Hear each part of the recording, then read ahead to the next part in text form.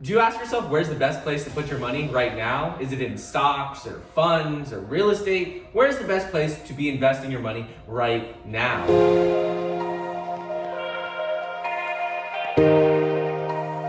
What's up everybody, Michael here, welcome back to another video. Today I'm going to talk about the best places to be investing your money. So unless you've been living under a rock, you know that the stock market has dropped nearly 30% since its all-time highs in late February. And because of this, most people are really concerned. People have been pulling their money out of the stock markets. They don't know what's going to happen. There's so much uncertainty in the market. And to be honest with you, there's still going to be uncertainty. No one knows if the stock market is going to go up and bounce back in the next couple of weeks, or if it's going to go and drop even lower.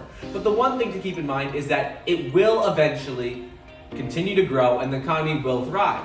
But the question for many people is, should I invest my money in stocks or funds? What should I be doing right now? And the first thing is you have to have an emergency fund. If you don't have an emergency fund, you shouldn't be looking to invest any of your money, because an emergency fund is when you have 3 to let's say 9 months of cash on hand to pay for your bills, to cover everything you need to live. Because if you don't have that money, you shouldn't be investing, because investing is always volatile. You don't know what's going to happen with your investments. Like I said, could it go up in the next couple of weeks? Could it go down? Long term, it's a good play, but who knows? So the first thing you need to do is you need to make sure you have that emergency fund to keep you covered in case anything goes wrong, in case you lose your job, in case, who knows what will happen with anyone's job or with the economy if your investments will go up or down. So the first thing is to have that emergency fund.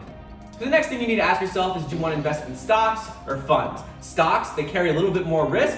They could go all the way to zero. They could increase 200%. You have no idea.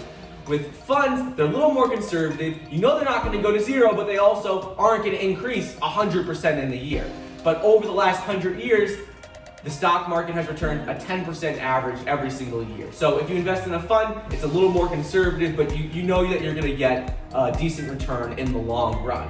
So I'm not a financial advisor, but in my opinion, because the stock market is down 30% since all-time highs in February, it's a great buying opportunity, whether you want to go into stocks or funds. Probably better to invest in a large fund. You have no idea how individual stocks are going to be doing, how this coronavirus is going to affect them. Companies have had to close down their retail locations because they didn't want to spread the virus. And also, they might have to close down locations permanently because they're not doing as much revenue. They're not having as much revenue because people aren't coming into stores.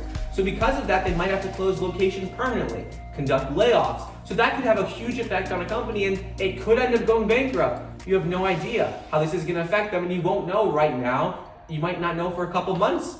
So in my opinion, it's better to just invest your money into a fund that gets the upsides of companies that are doing well during this time period. And companies that are also doing poorly, you'll get the downsides. So it'll sort of be much more level, much more diverse portfolio, and you won't have to worry about your money going to zero overnight. With an individual stock, it might go to zero overnight, and you don't want to make an investment where you're worried every single day, every single hour, is it going to go to zero? Is it going to go up? Because you don't want to have to buy and sell and go on your emotions. Warren Buffett always says you should only invest in a company that you think will do well 50 years from now. So by doing that, you know the economy is going to be doing well 50 years from now. Companies 50 years from now are going to be doing better than they are today. So by investing in a large fund, you're betting on the economy, the US economy, doing well, 30, 40, 50 years from now. So by investing in that large fund, you'll be getting the upsides of companies that could be doing well right now. I don't know exactly, but I would think that Zoom Communications is probably doing pretty well right now because they're used for businesses. They do video conference calls, and because people aren't going into the office, a lot of companies are conducting Zoom conference calls with their employees. So that company could be doing well, and by investing in a fund, you could be getting the upsides of that company, but you'll also be getting the downsides of another company like Chipotle. Chipotle, people aren't able to go and eat in the restaurants, and they're only offering takeout or delivery.